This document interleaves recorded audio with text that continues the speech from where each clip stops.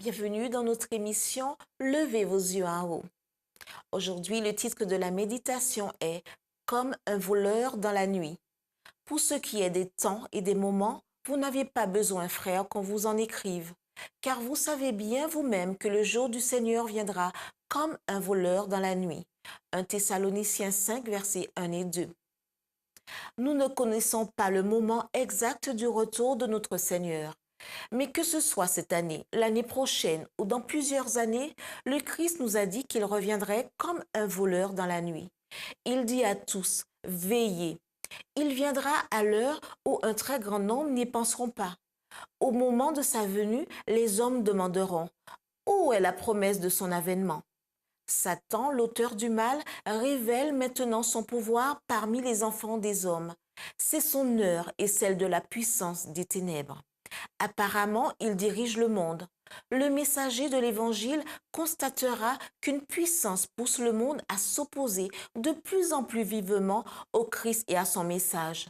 La dernière grande bataille entre les forces du mal et celles du bien est décrite comme une époque de détresse telle qu'il n'y en a point eu de semblable. La violence qui remplira la terre excédera celle qui régnait avant la destruction de l'ancien monde.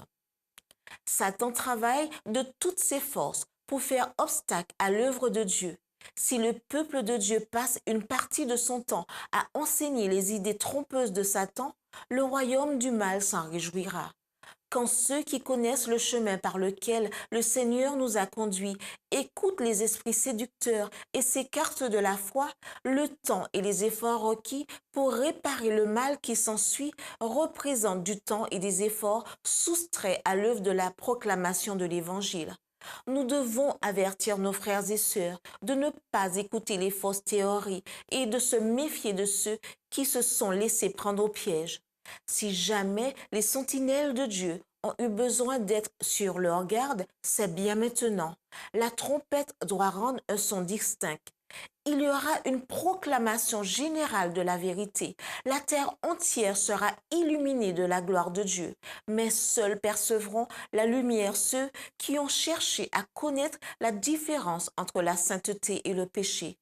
Quand Satan aura achevé son œuvre et pris au piège tous ceux qui se soumettront à son influence séductrice, quand il aura dispersé tous ceux qui peuvent l'être, le Christ se lèvera et apportera la délivrance à ceux dont le nom est écrit dans le livre de vie.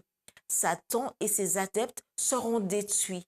Alors ceux qui auront été intelligents brilleront comme la splendeur du ciel, et ceux qui auront enseigné la justice à la multitude brilleront comme les étoiles à toujours et à perpétuité.